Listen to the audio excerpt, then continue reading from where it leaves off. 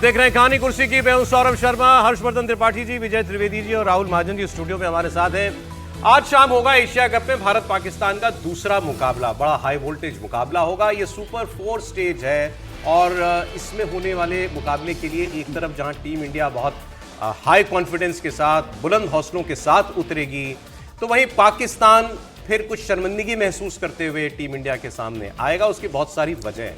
सबसे बड़ी वजह तो ये कि आपको मालूम है पिछली बार बड़ा हंगामा हुआ जब भारतीय टीम ने हाथ मिलाने से मना कर दिया पाकिस्तान की टीम से, और पाकिस्तान की टीम इस जिल्लत से बचने के लिए इसका ठीकरा मैच रेफरी पर फोड़ना चाहती थी, एंडी पाइक्रॉफ्ट पर, कि इन्होंने कहा हमारे कप्तान कि आपको हाथ नहीं मिलाना है।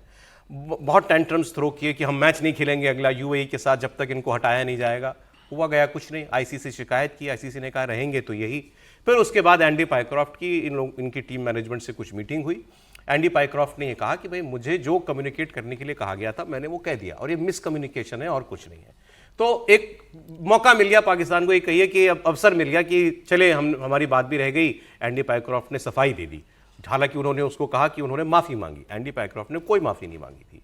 बहरहाल अब आज दोबारा मुकाबला होना है। अब इसमें पहली मिर्ची तो पाकिस्तान को यही लगेगी कि एंडी पाइक्रॉफ्ट फिर मैच रेफरी हैं। दूसरा, अब इंडियन टीम ने जब पहले मैच में हाथ नहीं मिलाया तो दूसरे में भी नहीं मिलाएगी, ये वो भी जानते हैं। अब इस बार वो भी तैयार होकर के आएंगे। लेकिन उन्होंने इस बार जो मैच से पहले प्रेस कॉन्फ्रेंस होती है वो प्रेस कॉन्फ्रेंस भी रद्द कर दी पाकिस्तान की टीम ने। अब उनको ये समझ में नहीं आएगी क्या कहेंगे, हमसे सवाल तो वही पूछे जाएंगे कि आप भी नहीं हाथ मिलाएंगे, क्या हुआ एंडी पाइक्रॉफ्ट तो फिर भी मैच रेफरी बने रहे। तो उन्होंने कहा इससे अच्छा है ये मुद्दा ही खत्म करो, अब हम प्रेस कॉन्फ्रेंस ही नहीं करते हैं। तो अब ये प्रेस कॉन्फ्रेंस भारतीय टीम ने हालांकि प्रेस कॉन्फ्रेंस की है, सूर्य कुमार यादव सामने आए, और इसमें देखिए कैप्टन का, एक खिलाड़ी का कॉन्फिडेंस नजर आता है। सवाल उनसे भी वही पूछा गया, वही सवाल हुआ कि साहब आप वही करेंगे इस बार भी जो पिछली बार आपने किया था। लोडेड सवाल था। अब वो उसका जवाब अगर हाँ देते तो भी कंट्रोवर्सी होती, ना देते तो ये ना वो कह नहीं सकते थे। तो आप देखिए कितने मजेदार तरीके से एक लैंडमाइन वाले जवाब से सूर्य कुमार यादव बाहर निकले। अगले मैच में भी भारतीय टीम वैसे ही करेगी जैसे पिछले मैच में किया था। अच्छा, बॉल से अच्छा किया था, करेक्ट, वो बोलना चाह रहा है। फिर ठीक है जी, बिल्कुल अच्छा बॉल और बैट का अच्छा कॉन्टेस्ट है, अच्छी इंटेंसिटी का भी कॉन्टेस्ट है। आई फील जैसे कि मैंने अभी लास्ट क्वेश्चन में बोला कि पूरा स्टेडियम भरा होता है, उससे ज़्यादा आपको क्या है, बेस्ट क्राउड आता है सपोर्ट करने के लिए। And it's best thing, put your best foot forward for the country and enjoy the game. Group 4 का मुकाबला है। सूर्य कुमार यादव ने जब उनसे कहा कि आप वही करेंगे इस बार भी जो पिछली बार किया, उन्होंने कहा हाँ हम बॉल से बहुत अच्छा करेंगे, बैट बॉल से बहुत अच्छा करेंगे। तो उनका जवाब बड़ा चुटीला जवाब था।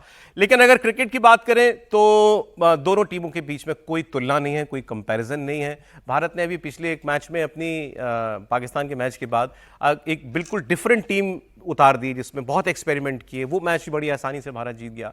और पाकिस्तान के खिलाड़ी कहते हैं, पूर्व खिलाड़ी की इतनी कमजोर पाकिस्तानी टीम किसी इंटरनेशनल मुकाबले में, आईसीसी टूर्नामेंट में शायद ही कभी गई हो। और इधर इंडियन टीम पूरी तरीके से फॉर्म में, पिछले 5 अपने मुकाबले T20 के लगातार जीतते हुए वो इस मैच में भी उतरने जा रही है। राहुल जी, अब हाथ तो नहीं मिलेंगे, ये तो तय है। अब आप जरा इमेजिन कीजिए उस वक्त ग्राउंड पर क्या हो रहा होगा।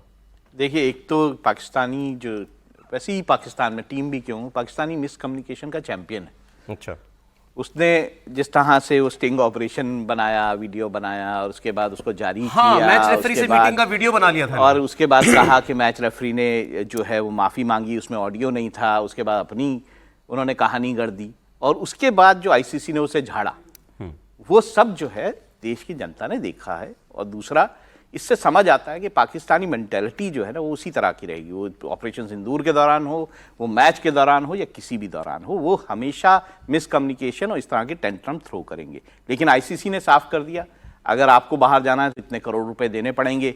उसको जब ये पता चला कि इतने इतने 40 करोड़ देने पड़ेंगे, तो सारा जो वो था बुखार था उतर गया, और अब जो है ये मैच होने जा रहा है। ये तो बात को बढ़ाओ ना फिर इतना आप। अब इनके जो गृह मंत्री हैं पाकिस्तान के, वो इनके बोर्ड के प्रेसिडेंट भी हैं, एशियन क्रिकेट काउंसिल के प्रेसिडेंट भी हैं।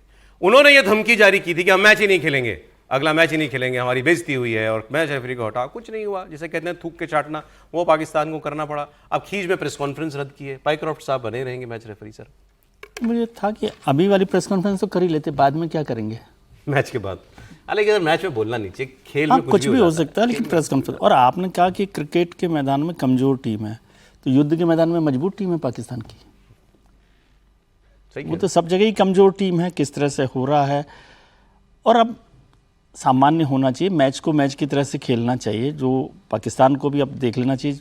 जिस तरह से मैचेज में हमेशा ये बात होती भी रहती है, बहुत बार रेफरीज को लेकर भी सवाल होते हैं। ये तो खैर इशू अलग था, कई बार तो फैसलों को लेकर भी, एम्पायर्स को लेकर भी बहुत सारी बातें होती हैं। अब इस मैच को युद्ध के मैदान की तरह से ना खेलें, मेरे ख्याल से सर, वो सूर्य तो कुमार हो ने गया ना, लेकिन बहुत अच्छे से, अब वो हो गया, अब उससे आगे ये बढ़ तो आज जाए। युद्ध ही होने जा रहा है। सूर्य कुमार ने मेरे ख्याल से बहुत अच्छे से जवाब दिया है, बहुत लोडेड सवाल का बहुत अच्छा जवाब सूर्य कुमार ने दिया। और पाकिस्तान को भी अपनी प्रेस कॉन्फ्रेंस करके कहना चाहिए था कि हाँ हम खेल रहे हैं, हम अपनी पूरी तैयारी के साथ फिर से खड़े। खेल में तो चलता रहता है जो भी हो रहा है, युद्ध की तरह से ना खेलें।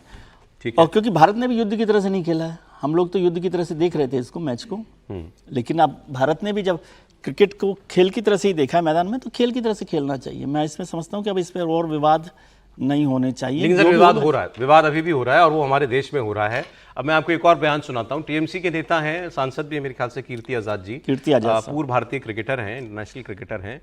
उन्होंने कहा कि वो वर्ल्ड कप विजेता टीम के, वर्ल्ड कप राइट 83 टीम का हिस्सा थे। 83 टीम का हिस्सा। उन्होंने ये कहा कि भाई देश में हर व्यक्ति जो है वो जब देश की बात आती है तो वो देश हित हर व्यक्ति से ऊपर हो जाता है, सिवाय एक व्यक्ति के। किसकी बात कर रहे थे वो सुनिए।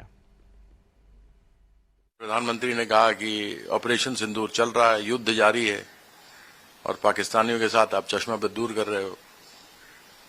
क्या कोई खेल, क्या कोई संस्था, क्या कोई व्यक्ति देश से बढ़कर है? कोई तो देश से बढ़कर नहीं है। लेकिन ऐसा लगता है कि एक व्यक्ति है जो देश के 140 करोड़ जनता से ज्यादा है, जो खेल से बड़ा है, जो संस्था से बड़ा है, जो देश से बड़ा है, वो अमित शाह का बेटा जय शाह। अब ये बातें तो टूर्नामेंट से पहले खूब हुई कि नहीं खेलना चाहिए, लेकिन अब तो टूर्नामेंट आधा हो चुका है, लेकिन अभी भी भारत में ऑपोजिशन पार्टीज जो हैं सरकार को इसके लिए घेर रही है। त्रिपाठी जी, नहीं पता नहीं अब क्यों गिर रही है। अब तो जैसे हमें तो पता ही नहीं था कि आज मैच होने वाला है। भारत में तो लोगों को इंटरेस्ट रह नहीं गया, कोई देखता नहीं है। पिछली बार व्यूअरशिप इतनी गिर गई कि वो जो एक रिव्यू वाला चैनल है, भूल गया मैं, तो वो बताता था कि इतने लोग आ गए, इतनी लंबी कतार लगी रही। दुबई में किसी ने इस बार नहीं बताया कितनी लंबी कतार थी। 500 मीटर भी नहीं लगी थी स्टेडियम के बाहर, आमतौर पर ये होता नहीं। तो क्रिकेट मुझे लगता है कि इस देश के लोगों के दिलो दिमाग से उतर गया है। आप ठीक है, हमारी टीम जीत जाएगी तो हम खुश हो जाएंगे, वो हाथ नहीं मिलाएंगे तो हम कहेंगे बड़ा मजा आ गया, हाँ बहुत बढ़िया। लेकिन क्रिकेट अब वो रहा नहीं है, अब वो आनंद नहीं रहा। अब वो आप किसी से भी बात कीजिए, सामान्य लोगों से भी, तो उस तरह से लोग देख नहीं रहे। जो एक एक समय में मतलब कितने करोड़ हुआ करते थे, मैं उसको लाइव चलता था तो काउंटर चलता फिगर था, आता था, करोड़ों में व्यूअरशिप हुआ करती थी, वो सब खत्म हो गया है। तो मुझे लगता है ये अब कमाई का जरिया है, थोड़ा बीसीसीआई कमा ले, थोड़ा उनको कमा दे, बस इससे ज्यादा टूर्नामेंट के कुछ लिए नहीं। कह रहे हैं कि लोगों का इंटरेस्ट नहीं है मौजूदा हालात की वजह से। मौजूदा हालात की वजह से कोई देखना नहीं चाह रहा है, किसी को पसंद नहीं आ रहा है कि इस तरह का मैच फिर कोई तो हो ठीक रहा ही हो। कह रहे हैं ऑपोजिशन जो कह रहे हैं, फिर क्या गलत नहीं कह वो रहे तो ठीक ही कह रहे हैं, उनके साथ तो मैं इस मामले में तो मैं उनके लेकिन साथ। मैं तो कह रहा हूँ अब वो बात ही खत्म हो गई ना। ये बात तो मैच शुरू होने से पहले होती है ना, मतलब जब ये फैसला हुआ उसके बाद हालांकि अब मैं रोज इससे रोज इस सहमत बात नहीं पर- हूं, हालांकि सर मैं इससे सहमत नहीं हूं कि देश को इंटरेस्ट नहीं है। क्रिकेट देखने वाले क्रिकेट देख रहे हैं, नहीं देख रहे और होंगे, टीम लेकिन आज जैसे जो- जैसे टूर्नामेंट में आगे बढ़ेगी लोग और जुड़ेंगे इसके साथ। ठीक है, वो भी ऐसा ठीक तो है, हो लेकिन ही नहीं ये सकता। इशू नहीं बचा अब कि भाई ये मैच खेलना चाहिए कि आदमी कौन इंपॉर्टेंट है, देश इंपॉर्टेंट है। और देश इंपॉर्टेंट पे कोई डिबेट नहीं अब मैं होती। तो कह रहा हूं और लोग देखेंगे जब अब ये पता है कि आज हाथ नहीं मिलेंगे, नजर नहीं मिलेगी। पहले अगर हल्का सा कंधा टच हो जाता था तो लोग कहते थे वो सॉरी लगी तो नहीं मैच में एक दूसरे को। आज अगर ऐसा हो जाएगा तो फिर वो आंखों से लेजर निकलेगी, ये सब कुछ होगा। नहीं तो आप आज तो ये justify सामान्य करना- मैच तो रह नहीं गया आप ना सर। जस्टिफाई करना चाहते हैं तो ठीक मैं है। जस्टिफाई नहीं सर, मैं कह रहा हूं ये होगा। मैं जस्टिफाई हाँ, मेरे ठीक। कहने ना कहने से क्या हो रहा है, नहीं, मगर ये देखिए, होगा। ऐसा होना नहीं, देश में बड़ा मुश्किल है कि क्रिकेट में लोगों का फैसले को इंटरेस्ट ना रहे। justify बट हाँ, करने की बात ये कर बात जरूर है, क्रिकेट में इंटरेस्ट रहता है लोगों का। हाँ, ठीक है देश वो। में क्रिकेट एक बड़ा मतलब खेल सबसे बड़ा वही है, ये वैसा और का उसके वैसा कारण ही interest। जवाब है सर, जैसे हम चुनावों के वक्त में कहते हैं कि अपराधी जीत जाते हैं क्योंकि वोटर तो आप ही दे रहे हो ना। ये उतना ही फैसला अब है। मुझे नहीं लगता है अब लोग देख रहे हैं कि नहीं चुनाव देख- और क्रिकेट को जोड़ना चाहिए, लेकिन हाँ क्रिकेट में देश की दिलचस्पी रहती है। अब ये एक बार फैसला हो गया है कि खेला जा रहा है क्रिकेट, हाँ, तो तो इसलिए मेरे मैं कह रहा ख्याल हूं कि अब से ये अब खत्म हो इसको गया खत्म इशू मेरे करो। हिसाब से। तो आगे हम भी बढ़ते हैं, अब मैच तो रात में होगा। अब आपको कुछ मैं महाराष्ट्र से जुड़ी एक खबर देता हूं। महाराष्ट्र में इन दिनों आपने देखा कि मराठा, ओबीसी, बंजारा आरक्षण को लेकर खूब पॉलिटिक्स हुई। अब इस सब के बीच में महाराष्ट्र से ही आने वाले केंद्रीय मंत्री नितिन गडकरी ने एक बड़ा बयान दिया है सवर्णों को लेकर, ब्राह्मणों को लेकर। उन्होंने एक बार पहले भी वो ऐसी बात कह चुके हैं। उन्होंने कहा महाराष्ट्र में ब्राह्मणों का कोई बहुत ज्यादा महत्व नहीं है, लेकिन यूपी बिहार में दुबे, त्रिपाठी, मिश्रा, ये ब्राह्मणों का बड़ा प्रभाव है। त्रिपाठी जी, लेकिन किसी व्यक्ति का महत्व उसकी जाति, पंथ, धर्म, लिंग से तय नहीं होता। उन्होंने आगे ये कहा, जिस पर हम चर्चा करेंगे, कि मैं खुद ब्राह्मण हूं, लेकिन ईश्वर की ये बड़ी कृपा रही कि हमें आरक्षण नहीं मिलता। उन्होंने कहा ये बड़ी अच्छी बात है कि हमें आरक्षण नहीं मिलता। मैं जात पात को नहीं मानता, व्यक्ति की असली पहचान गुण से होती है, कर्म से होती है। नितिन गडकरी ये बातें कह रहे थे नागपुर में आयोजित एक प्रोग्राम में की आमच्यावर परमेश्वराने, मी ब्राह्मण जातीचा, सगळ्यात मोठा उपकार काही केला असेल तर आम्हाला आरक्षण नाही। तर महाराष्ट्रात महत्व नाही या बामणाचं, पण उत्तर प्रदेश, बिहारमध्ये महत्व खूप आहे। तर मी ज्यावेळी तिकडे जातो तर सगळे लठ्ठीबाज आहे, दुबे, त्रिपाठी, मिश्रा, त्याचं राज्य पॉवरफुल आहे। जसं इकडे मराठा जातीचं महत्व आहे, तसं उत्तर प्रदेश, बिहारमध्ये ब्राह्मणाचं महत्व आहे। तर ते मला सांगतात, तर त्यांना म्हणलं मी जातपात पाळत नाही।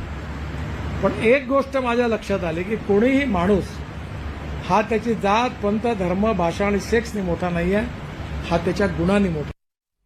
बात तो बड़ी अच्छी कह रहे हैं वो कि मैं जात पात नहीं मानता, आदमी गुण कर्म से देखा जाना चाहिए, किस जाति में पैदा हुआ इससे नहीं देखा जाना चाहिए। लेकिन जब वो ब्राह्मण वाली बात लेकर के आए तो फिर इससे फिर लोगों की भावनाएं भी जुड़ जाती हैं। एक बार उन्होंने पहले भी कहा था कि हमारे देश में पिछड़ापन साबित करने की होड़ मची हुई है, नहीं मैं ज्यादा पिछड़ा हूं, मुझे आरक्षण दो, मैं जिस जाति में पैदा हुआ उसको बैकवर्ड के अंदर शामिल करो।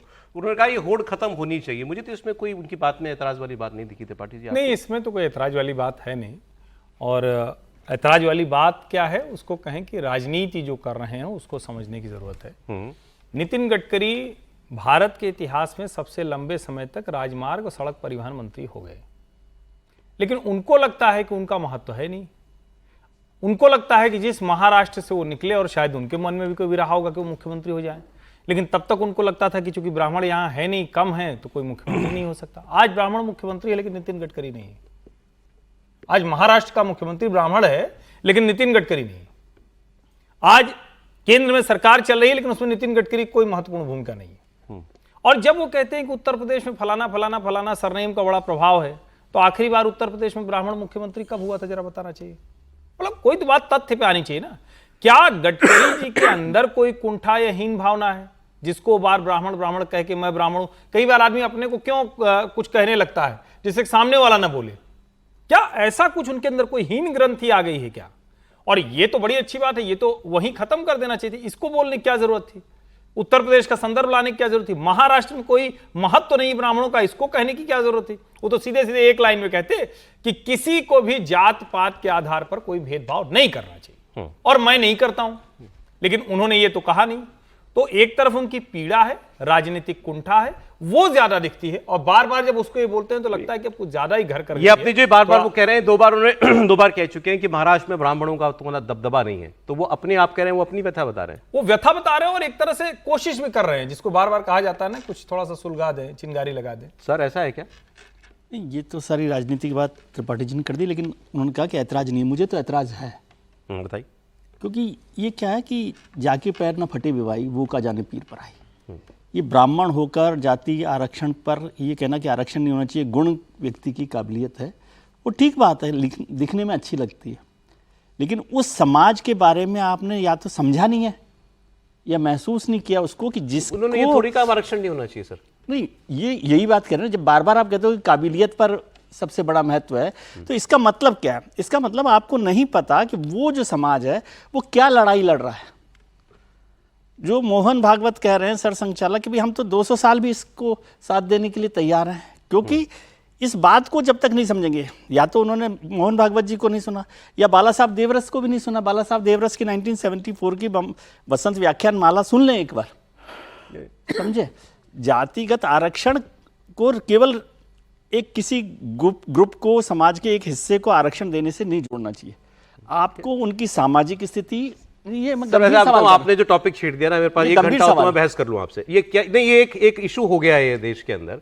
अब मैं चलिए अपना उदाहरण देकर के कहता हूं। मैं जिस स्कूल में पैदा हुआ, मेरी कोई मर्जी तो थी नहीं उसमें। अब अगर मैं ये कहूं कि मैं जात पात को नहीं मानता, मैं अच्छे भाव से कह रहा हूं कि मैं जात पात को नहीं मानता, ऊंच नीच को नहीं मानता, वो ठीक है। तो फिर जवाब ही आता है, अच्छा तो तुम जाति व्यवस्था को नहीं मानते, मतलब तुम बाकियों से जिन्होंने सहा है तुम उनको उनका हक नहीं देना चाहते। अब ये तो चितवी मेरी पटवी मेरी हो गई ना सर। नहीं, अलग बात है। हाँ। लेकिन आरक्षण के खिलाफ रोजाना खड़े होना कि आप काबिल हैं, और मैं काबिलियत को ही मानता हूं, काबिलियत में जाति बहुत हिस्सेदार है, ये क्यों नहीं समझते आप? ये आप गंभीर सवाल को मैं बहुत नॉन सीरियसली पॉलिटिकल तरीके से आप देखते हैं। मैं आरक्षण के साथ हूं, और आरक्षण उन लोगों के लिए जिनके पास काबिलियत थी लेकिन उन्हें मौका नहीं मिल रहा। सर ये बिल्कुल ठीक है, इससे किसी को एतराज नहीं। आपको मालूम है रोज रोज आप यही आपको बात मालूम है हमारी अदालतों में क्या क्या मामले चल रहे हैं? मैं बता रहा हूँ, काबिलियत वाली बात पे आता हूँ। ये अदालतों में मामले चल रहे हैं, अलग अलग अदालतों में, और जहां तक मेरी जानकारी आज सुप्रीम कोर्ट में भी एक बार मामला पहुंच चुका है कि किसी नौकरी में या किसी आरक्षित वर्ग में किसी इंस्टीट्यूशन में दाखिले में अगर कोई व्यक्ति जो आरक्षित समाज का है, अगर वो अच्छे नंबर लेकर के आ जाता है तो उसको जनरल कैटेगरी में क्यों नहीं माना जाए? ये बहस चल रही है कि नहीं चल रही? तो आप क्या चाहते हैं कि वो आरक्षित कैटेगरी में ही माने जाए हमेशा, चाहे वो अच्छे बढ़िया नंबर लेकर के आए? नहीं, वो नहीं है, बल्कि वो तो आप उल्टी तो बात फिर कर रहे हैं, फिर उसका तो विरोध कर रहे हैं। काबिलियत की बात आ रही है। नहीं सर, आप गलत बात कर रहे हैं, आप समझे ही नहीं उस इशू को। वो तो उल्टा कर रहे हैं कि यदि जनरल कैटेगरी वाला अच्छे मार्क्स लेकर आ जाता है तो उसे जनरल कैटेगरी में मान लिया जाए। ये जनरल कैटेगरी के लोग तैयार नहीं है इस बात के लिए। वो कहते नहीं उसको वहीं रखो, क्योंकि दो जगह आरक्षण कैसे मिलेगा? मतलब वहां पर आपने आरक्षण ले लिया। मैं तो इसके समर्थन में बोल रहा हूं जो आप कह रहे हैं, और कोर्ट ये कह रहा है कि ऐसा होना चाहिए। आपकी बात नहीं कह रहा, मैं ये कह रहा हूं कि जातिगत आरक्षण, ये काबिलियत जो ब्राह्मणों का सो कॉल्ड एरोगेंस है ना, वो अब आप एक ब्लैंकेट स्टेटमेंट दे रहे हैं। नितिन जी बार बार ये बात करते हैं, मैं ब्राह्मण हूं। एक मिनट सर, आप मेरे को लगता है कि इसमें बहुत सारी बहस जो है वो जुड़ती रही है। सोशल बहस है, इसमें बहुत सारी बहस जुड़ती पॉलिटिकल रही है। बहस नहीं है। ये भी बहस है कि कितनी जनरेशंस तक आपको जो है वो आरक्षण मिलना चाहिए। जितनी जनरेशन तक वो आगे नहीं बढ़े। ये है कि एक जनरेशन, दो जनरेशन, नहीं, तीन सर, ये जनरेशन वाला के तो बाद आपने जब आप एक unending लेवल कर पे दिया। पहुंच जाते हैं, यानी गवई जी के जब पिताजी आपका और पिताजी के सोशल पिताजी और स्टेटस पिताजी ठीक के हो जाता है, राहुल जी की बात पूरी हो जाए। जब आप एक सोशल स्टेटस आपका ठीक हो जाता है, एजुकेशन लेवल ठीक हो जाता है, उसके बाद मुझे नहीं लगता आरक्षण की जरूरत होती है, और वो जबरदस्ती है आरक्षण। दूसरा, एजुकेशन लेवल पर मैं मानता हूं आरक्षण होना चाहिए, लेकिन क्या नौकरियों में भी आरक्षण होना चाहिए? क्या एक पढ़े लिखे इंसान को अपनी काबिलियत नौकरी के वक्त सिद्ध नहीं करनी चाहिए? तो ये सारी बहस जो है इस देश में हो रही है। आपके देश की सारी पॉलिटिक्स किसी पर है कि आरक्षण की सीमा बढ़ाओ और देखिए, वो प्राइवेट नौकरी वो पॉलिटिक्स इसलिए है कि उनको एक पर्टिकुलर जाति के वोट चाहिए, या फलानी जाति के वोट चाहिए, दूसरी जाति के वोट चाहिए, ये पॉलिटिक्स है। अच्छा। लेकिन क्या ये सही है? ये जरूरी नहीं है। अच्छा, अगर हम ये बात करेंगे तो क्रिमिनल पॉलिटिक्स। अगली खबर क्या हमारी इस चर्चा से जुड़ती है, ये देखते हैं।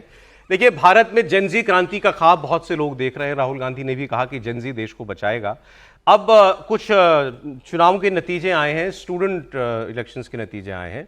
दिल्ली यूनिवर्सिटी के इलेक्शन के बाद अब हैदराबाद से भी एक बड़ी खबर आई है।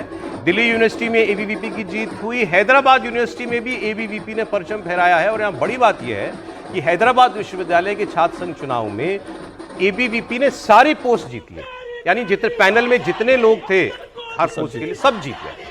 और एबीवीपी और एसएलवीडी इनका गठबंधन था, और इनके शिव पालेशु अध्यक्ष चुने गए हैं, और देवेंद्र ने 419 वोटों के साथ उपाध्यक्ष का पद हासिल किया है। इसके अलावा श्रुति प्रिया महासचिव चुनी गई हैं, सौरभ शुक्ला संयुक्त सचिव बने हैं, वीनस और ज्वाला सांस्कृतिक और खेल सचिव चुने हैं। सारे पदों पर एबीवीपी जीत गई है। तो अब कहेगी बीजेपी ये है जेनजी, जेनजी तो हमारे साथ है। और इसके अलावा कई और यूनिवर्सिटीज के नतीजे आए हैं। बीजेपी ने ज्यादातर जगह पर अच्छा प्रदर्शन किया। ये निकले हुए छात्र राजनीति से, एबीवीपी से।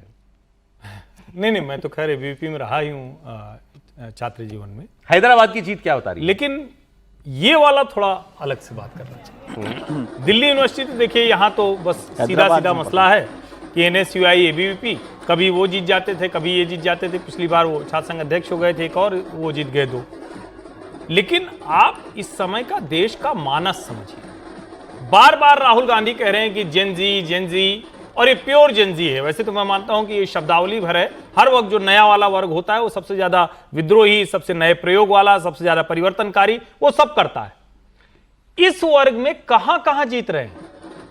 पंजाब यूनिवर्सिटी में गौरववीर जो सोहल जीत जाते हैं, एबीवीपी से जीत जाते हैं। अब पंजाब, आप जरा सोचिए, पूरा किसान आंदोलन, भारतीय जनता पार्टी की कोई स्थिति नहीं, अकाली के अलावा कोई हाथ पकड़ने वाला नहीं। एक तरह से कहें कि आपने अछूत बना के रखा है।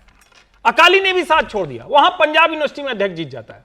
हैदराबाद यूनिवर्सिटी की पूरी काउंसिल 6 साल बाद जीत जाते हैं। 6 साल बाद हुआ है। यानी president, vice president, general secretary, secretary, council member, GS cash committee सब जीत जाते हैं। इसका मतलब क्या हुआ?